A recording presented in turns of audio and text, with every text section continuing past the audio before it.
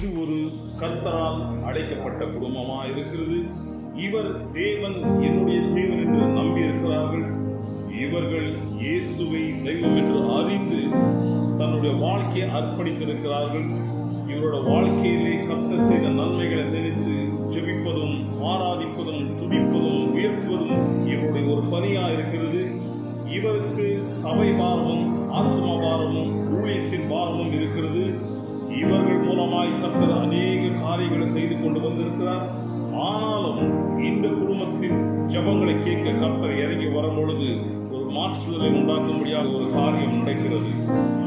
இப்படி கர்த்தரால் அழைக்கப்பட்ட இந்த குடும்பத்திலும் ஒரு குறைவு. என்ன குறைவா இருக்கும்? இப்பொழுது பார்க்கலாம்.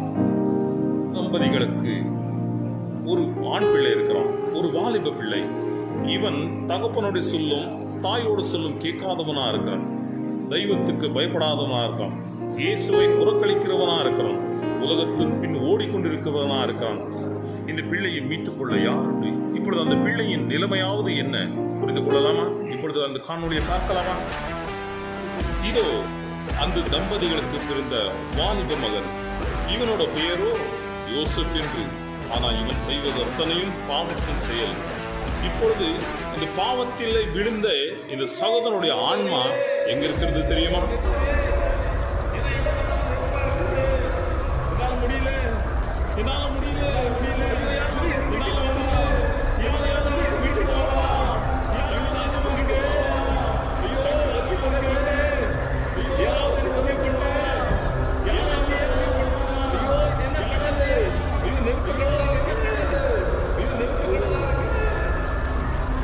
இப்படியாப்பட்ட நிலைமையிலிருந்து இந்த சகோதரனுக்கு நேரிட்டதாவது என்ன?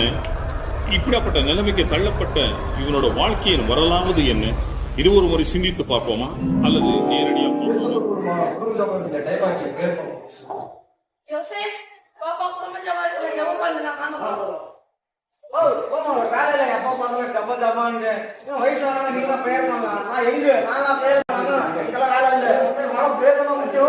உலகத்தின் பின்னாடி ஓடிக்கொண்டிருக்கிற இந்த பிள்ளையின் நிலைமை என்னவா?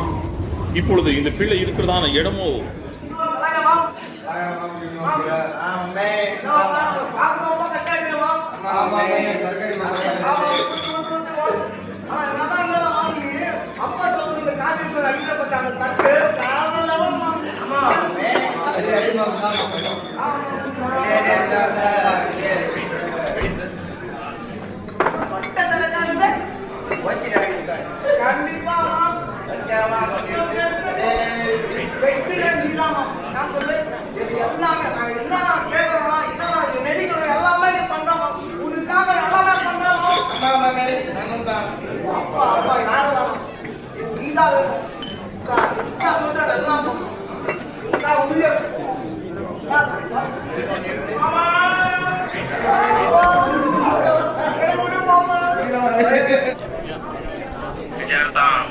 இப்படி உலகத்தின் பின்னாடி ஓடி பாவங்களில் விழுந்து கொண்டிருக்கிறதான இவர் மது பழக்கத்துக்கு அடிமையா இருக்கிறார்கள். அடுத்ததாக இவர்கள் இருக்கிறதான இடங்களாவது என்ன?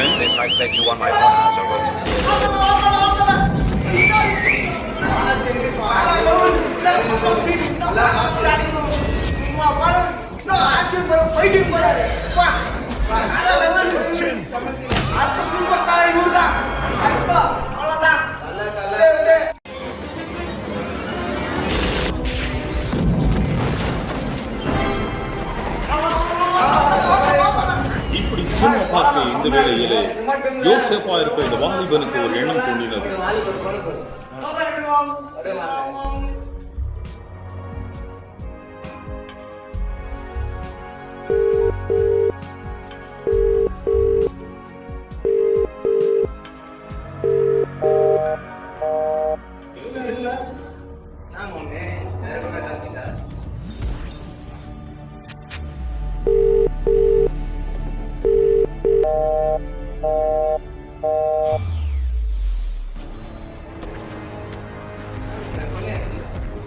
கொடுத்த அழைப்புக்கு எந்த ஒரு பதிலும் அந்த பக்கத்திலிருந்து காணாத பொழுது யோசேப்புடைய இருதயத்தில் ஒரு யோசனை வந்தது. என்னவா இருக்கும்? ஏதுவா இருக்கும்? எதற்காக என்னுடைய செல்போனை அவள் ஏற்றுக்கொள்ளவில்லை? எதற்காக போன் ரிசீவ் பண்ணவில்லை?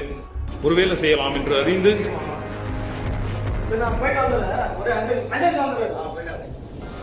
யோசேப்பு தேடி போன தன்னுடைய காதலி என்னவா இருந்தாள் என்று அவன் கண்களில் அவனை காண்கிறான். இப்பொழுது அவனுடைய காதலி என்னவா இருந்தால், யாரோடு கூட இருந்தால் நான் இப்பொழுது பார்ப்போம்.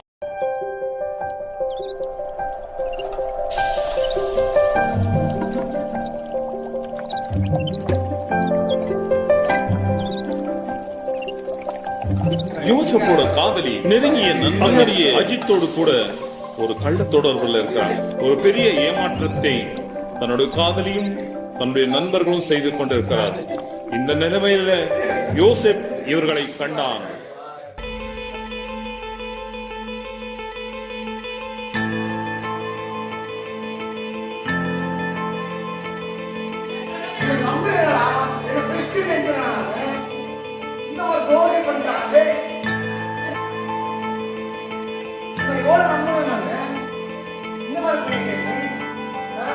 அப்பா அம்மா எல்லாமே விட்டு நீதான் வாழ்க்கை நினைச்சுக்கிறாங்க.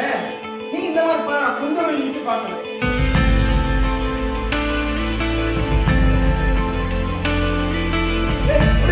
இப்ப தப்பு வேண்டாம். அப்படி ஏமாற்று போன யோசேப்பு கலங்கி கலங்கி அழுதான். என்னோட மனைவியாக போகிற என்னோட காதலி அவள்தான் உலகம் என்று அறிந்து கொண்டிருந்தேன். அவளை போல என்னை நேசிப்பவர் இன்னும் யாரும் இல்லை என்று என் முழு வாழ்க்கையை அவள் கரத்துல கொடுத்து நான் வாழ்ந்து கொண்டிருந்தேன். ஆனா இப்பொழுதோ அவளோ என்னை விட்டு போயிட்டான், என்னை விட்டு தூரமா போயிட்டான், என்னை ஏமாற்றி விட்டான். அவளை மறக்க முடியுமா? ஒருவேளை முடிக்கணும்னா என்னுடைய யோசனை நான் மாத்திக்கணும். என்னுடைய யோசனை நான் மாத்திக்கணும். நல்ல புஸ்தகத்தை படிக்க போறேன். நல்ல புஸ்தகத்தை நான் படிக்க போறேன். தன்னுடைய சிந்தனையை எப்படியாவது மாற்றிக்கொள்ள வேண்டும் என்று புஸ்தகத்தை படிக்க ஆரம்பித்தான். புஸ்தகத்தை திறந்து பார்க்கிறான். தன்னோட காதலி முகமே ஞாபகமா இருக்கிறது. அவனால் சகிக்க முடியல. ஐயோ, எந்த காதலி! உலகமே அவள் என்று நம்பிக்கொண்டிருந்தேன். அவளை போல நேசிப்பவர் யாரும் இல்லை என்று நம்பிக்கொண்டிருந்தானே. இந்த சகோதரனுக்கு நேரிட்டதாவது என்ன? காதலியினால் ஏமாற்றம், தன் காதலியினால் கண்ணீர், தன் காதலியினால் வேதனை, தன் காதலினால் பெரிய ஏமாற்றம். இப்படியாப்பட்ட ஏமாற்றத்துக்கு காரணம் யாரு? என் காதலியா? அவளை நான் மறக்கணுமே, எப்படியாவது மறக்கணுமே. ஐயோ, நான் எப்படியாவது மறக்கணுமே. என்ன செய்யுது? நான் ஃபர்ஸ்ட் சாகலாம் நினைக்கிறேன். என்ன பண்றேன்? பிளேட் எடுத்துக்கின்னு என் கையை நரம்ப வெட்டிக்க பாக்குறேன். என் கையை நரம்ப நான் வெட்டிக்க பாக்குறேன். ஓ, வெட்டிக்க பாக்குறேன். ரத்தமா சிந்துது. கதறான், மிகவும் கண்ணீரோடு கதறான், வலியோடு கதறான். இவனோட கதறல் எப்படி இருந்தது தெரியுமா? இவனோட குக்கரல் எப்படி இருந்தது தெரியுமா? ஓ, இவனோட குக்கரலை கேட்ட பெற்றவர்கள், யோசேப் கதை தரப்பா.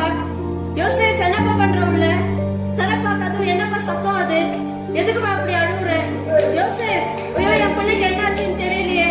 அவன் உள்ள ஒட்டிய கத்துறானே, என்னாச்சுன்னு தெரியல. தரப்பா, வந்துருப்பா, அம்மா கிட்ட வந்துருப்பா. கதவை தரப்பா, வாப்பா என்கிட்ட. யோசேப், கதை தர. யோசேப். இந்த சகோதரனுக்கு மூல குழம்பி தான் என்ன செய்து கொண்டிருக்கிறான் என்று அறியாமல் தன்னை தான் வருத்தி கொண்டு, எப்படியாவது அவளை மறக்கணுமே, எப்படியாவது எனக்கு துரோகம் செய்த நண்பனை மறக்கணுமே என்று சொல்லி துடிச்சான். வேதத்தில் இருக்கிற போல இவன் ஆண்டவரை தேடாதபடிக்கு உலகத்தை தேடினது நிமித்தமாய் இன்னைக்கு அவனோட நிலைமை என்ன தெரியுமா? அவளை மறந்தே ஆகணும் சொல்லி அவன் என்ன பண்றான்? போதைக்கு அடிமையாகிறான், மதுபானத்துக்கு அடிமையாகிறான். மதுபானத்தை மேலும் மேலும் மேலும் மேலும் குடிக்க ஆரம்பித்தான். குடித்து சொல்றான் பாருங்க, ஐயோ, எவ்வளோ மது குடிச்சாலும் எனக்கு போதை ஏறவில்லையே, என்னால் அவளை மறக்க முடியலையே. இப்படியெல்லாம் அவளோடு கூட சுத்தின. என் தாயோட பேச்சை கேட்கல, என் அப்பாவோட பேச்சை கேட்கல. எனக்கு என் மனைவி தான் முக்கியம், என் காதலி தான் எனக்கு முக்கியம். என் படிப்பை விட்டேன், என் பழக்க தோஷத்தை எல்லாம் விட்டேன். என்ன நான் மாத்திக்க பார்த்தேன். எல்லாம் ஏமாற்றம். பொய்யான உலகம். எனக்கு ஒத்தாசி செய்யற மாதிரி வந்த என் நண்பனா என் நண்பி, என்னோட காதலியின் காதலன். எவ்வளவு பெரிய ஏமாற்றம். இந்த உலகத்துல வாழ தகுதி இல்லாத பிறவி நான். இத்தனை முறை போதை குடித்தாலும் மது குடித்தாலும் எனக்கு போதை வரல, ஏன்னா தூக்கம் வரல, அவளை மறக்க முடியல. ஒருவேளை நான் கஞ்சாவை எடுத்தா நல்லா இருக்குமா? கஞ்சாவை எடுக்கிறான். அந்த சகோதரன் கஞ்சாவை எடுத்துக்கிறான். கஞ்சாவை எடுத்துட்டு அவன் போதைப் பொருளுக்கு அடிமையாகி ஏதோ ஒரு போதையை கொண்டு அவன் மூக்கில வைத்து சுவாசிக்கிறான். அந்த போதை அவனுடைய மூளைக்கு செல்லுது. அவன் தலையெல்லாம் சுத்துது. அவன் இருதய துடிப்பு அதிகமாகுது. தன்னுடைய சுயநலத்தை அவன் இழக்கிறான். அவன் முகத்துக்கு முன்னாடி அவன் யோசனையில அவனோட காதலியும் அவனுடைய நண்பர்களும் இந்த மகனுக்கு செய்த தீமைகளை நினைக்கும் பொழுது இருதயமே உடைக்கிறது போல இருக்கிறது. கலங்குகிறான். உலகத்துல யாரை நேசித்தனோ, யார் மீது அன்பு வைத்தனோ, யாரை அதிகமாய் நம்பினனோ அவர்களா என் இருதயத்துக்கு குத்தினார், அவர்களா என் முதுகை குத்தினார்கள். ஏமாற்றப்பட்ட நிலைமையில் அந்த சகோதரன் கண்ணீர் விடுகிறான்.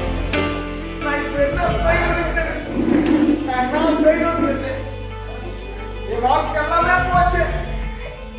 எப்படி இருக்கிறது? இந்த பொங்கலாயம் அவளை பார்க்க போனேன், என் வாழ்க்கை போய் என் நண்பரை பார்க்க போனேன், அவன் போனேன். இப்ப நான் தனிமையா இருக்கிறேன்னு எனக்கு யாருமே இல்லையா? நான் என்ன பண்ணாலும் எனக்கு நிம்மதியா இல்லை, எனக்கு சமாதானமே இல்லை. எனக்கு ஒரு தூக்கம் வர மாட்டேங்குது. என்னால நான் நாளவே இல்லை. யோசேப்போட நிலைமை, அவன் மரிக்கவில்லை, மயங்கினான். காரணம், அவன் ஏற்றுக்கொண்ட மதுவும் போதையும் அவனுக்கு மயக்கத்தை வரும்படியாக செய்துவிட்டது. இப்பொழுது அவன் மயக்க நிலையில் இருக்கும் பொழுது இவனோட ஆன்மா இவனை விட்டு நரகத்தின் குழியில் இருப்பதை நீங்க பார்ப்பீர்கள். இந்த ஆன்மா என்ன பண்ணுதுன்னா, நரகத்தில் இருக்கிற அந்த வேளையில என்னை சுற்றி நெருப்பு எரிகிறதே, இந்த நரகத்தில் நான் இருக்கிறேன், என்னை காப்பாற்ற யார் உண்டு, என்னை மீட்டுக் கொள்ள யார் உண்டு? தாயோடு பேச்சும் தகப்பனோட சொல்லும் கீழ்ப்படியாதவனா இருக்கிறேன், ஊழியக்காரர்களே பேச்சுக்கு நான் கீழ்ப்படியாதவனா இருக்கிறேன், சபையை தேடாதவனா இருக்கிறேன், வசனத்தின் படி நடக்காதவனா இருக்கிறேன். உலகத்தின் பின்னாடி ஓடி மனிதர்களால் ஏமாறப்பட்ட நிலைமையை தகப்பனுடைய சொல்லுக்கும் தாயோட சொல்லும் கேட்காதபடிக்கு இருந்த என்னோட நிலைமை என்ன? இன்னைக்கு பிசாசுகளை பார்த்து சொல்லுகிறான்,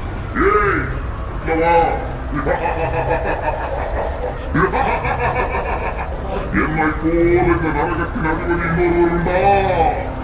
ஏதோ ஆண்டவர் பக்கமா போயிடா நீ, ஆண்டவர் பக்கமா போற நீ எனக்குரியவன், கொண்டு வந்து நரகத்துல போட்டு சாகிறான்.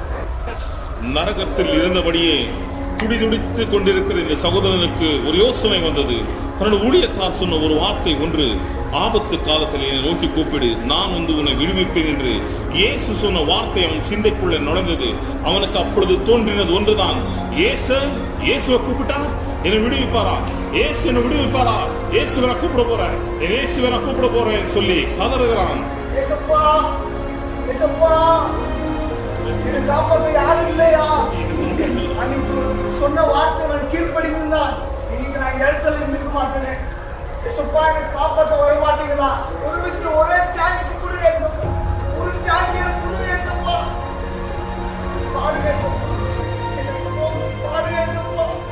இது சகோதரனுடைய கூக்குரலை கர்த்தர் கேட்கும்படியாக ஒரு காரியம் நேரிட்டது. என்னவென்றால், தன்னோட தாயும் தன் தகப்பனும் ஊழியக்காரர்களும் இந்த சகோதரனுக்காக மண்டியிட்டு ஆண்டவரிடத்தில் மன்றாடின அந்த ஜபங்கள் இந்த மனுஷனோட கூக்குரலுக்கு உதவியா இருந்தது.